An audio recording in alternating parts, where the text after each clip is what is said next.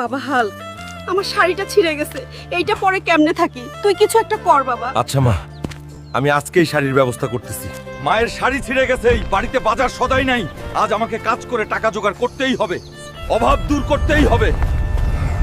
এই যে ইঞ্জিনিয়ার সাহেব, আমি কাজ করতে চাই, আমার খুব কাজের দরকার। হাল্ক, তোমার অনেক বড় শরীর, তোমার জন্য একটা কাজ আছে, কিন্তু অনেক রিস্ক আছে কাজে। করতে পারবে তো?